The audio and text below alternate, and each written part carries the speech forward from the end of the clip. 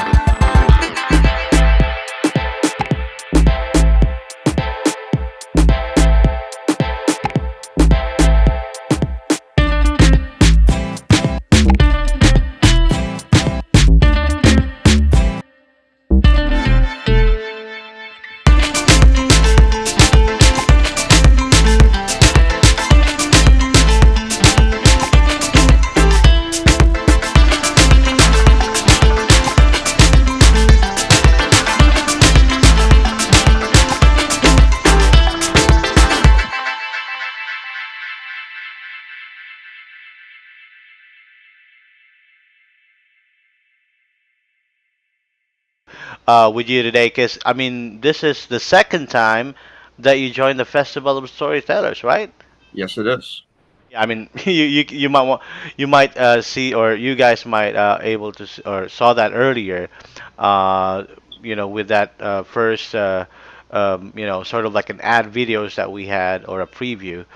Um, Scott, I'm just curious about probably who you are. Can you tell us a little bit about yourself?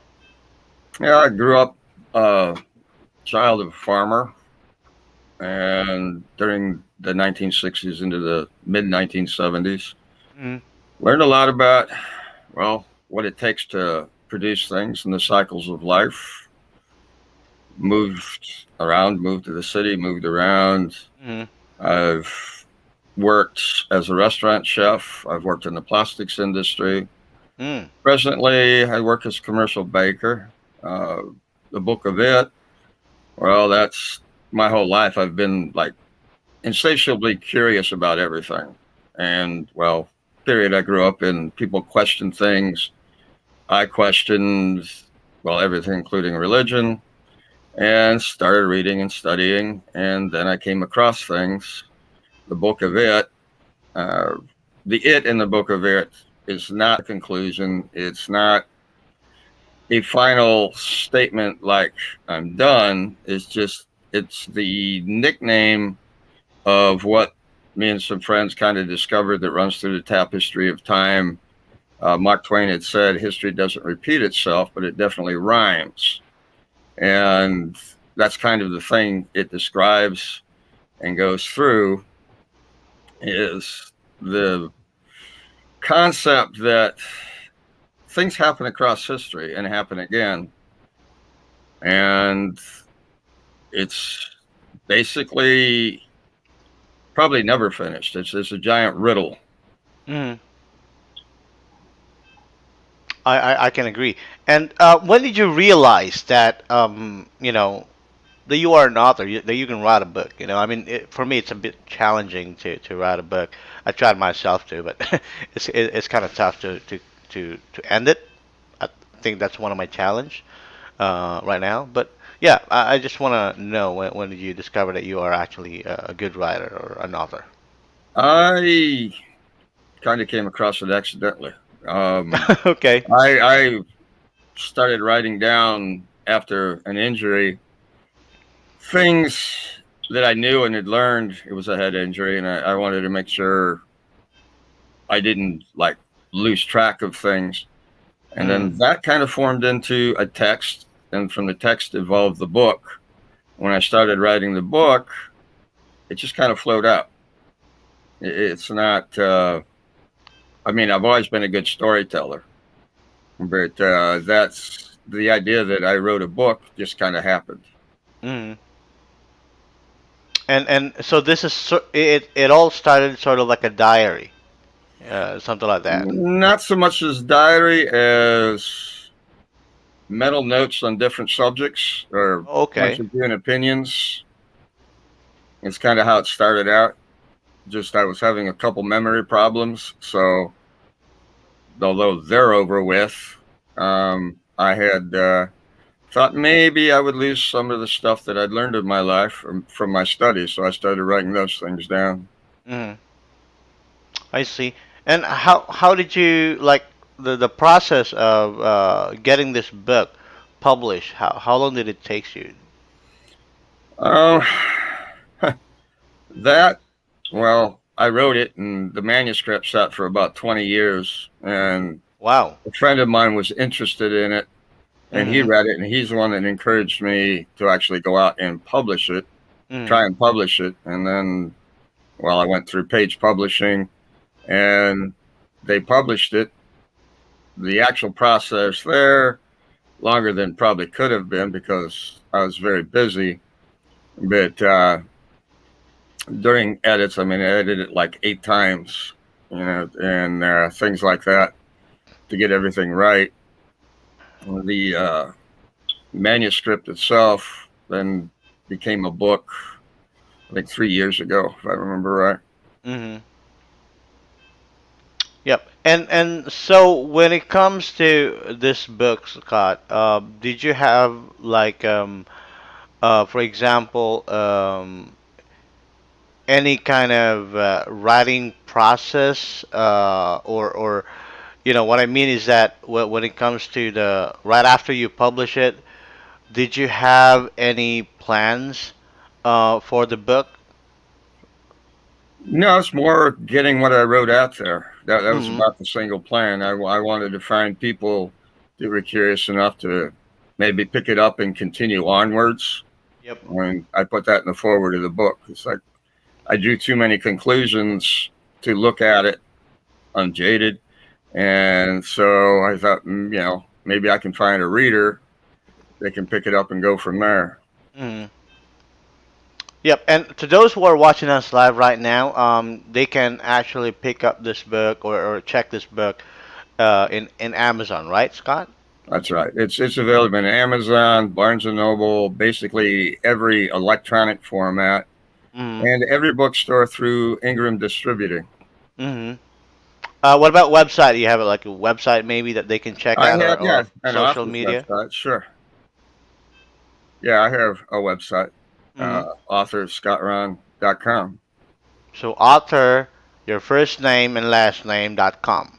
Yep. Oh, wow. Pretty simple, guys. So that's how you check him out. What about Facebook? You have like social media stuff? Not really, because, well, I work 6 days a week, and it Oh, makes I it see. kind of hard to, like, my email address is in my website, and I'll Mm, answer emails, but I can't guarantee I'll get to them like immediately. right. I see. So, anyway, what I wanted to ask you here as well, what is the impact of writing the book of it to you and maybe to your friends or to to those people that are close to you? Uh, the idea that I've actually become an author, I mean, other than that, not a lot. They're all stories they've heard before, and thing, because I'm a very conversational person, Mm-hmm. and when it comes up, I talk about things, and sometimes they turn more into lectures than just conversations. But it's the idea I put it in a book. I really don't get a lot of people are surprised to find out I wrote a book. That's about as far as it goes. Oh, wow. Okay. That's good. I mean, it's a good thing that it's actually a good thing that they're kind of surprised. So you better kind of remind them that you are absolutely a good writer, an author, you know. But probably my next question here for you is that what do you think makes your book different from the others? I mean, there's like millions of books out there in probably in the same category as your book right now, but what do you think your book is unique to those other books out there? Well, instead of being a text, I wrote it as basically a series of short stories. Each one goes through a certain area. Hmm. There's also full of metaphors, etc., because they are stories, and it's kind of part of the puzzle is for people to pick up and learn what's being said or talked about. And each one of the different Hmm. chapters is basically a different narrator. They're all first person. Right. I see. And what do you think that the readers can get out of this? Like after reading the book, do they learn something out of this book, or is there something that kind of make them, feel or understand about life, something like that? I think there's, well, things they'll come to understand. In fact, I got an email from a lady who said that she would recommend my book to her grown children to answer questions they had. Um, but basically, yeah, I want people to open their minds, go out and find things out, make people curious, I guess is the best way to put it. Yeah. So, yeah, I can absolutely agree. You know, most of the books that talks about life, talks about, I mean, life experiences, there's really something that you can get out of it. Like, it could be just the same story as what others have right now, or, have done in their past life, but I mean, it's just, the same, almost the same. Like you said, it just, uh, it's just like a balls, like right now you might be in the bottom, but you know the next day you're on top. So life goes like that, and I think there's also at some point that you will experience something that I don't experience at all, and you're the only one that can solve it.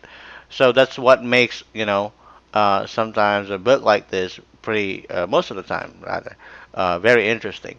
But anyway, to those who are watching us live right now, kindly check Scott's book. It's available in Amazon.com, BarnesandNoble.com, and also he got his own website, author Scott Rahn. You can actually see his name in there. It's in the screen right now. All right. I mean, if you don't know how to spell it, just in case.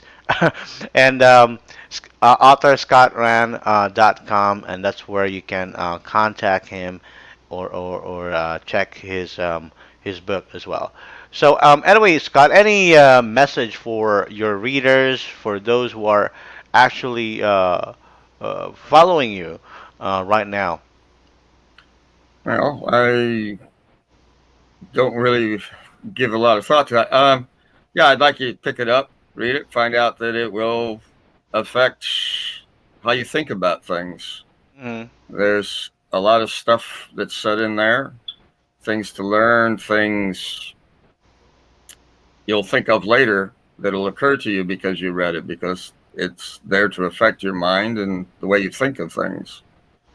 It talks of disciplines, religion, history, uh, potential futures, some of which are kind of dark, but that's why I said it's not a children's book, but mm.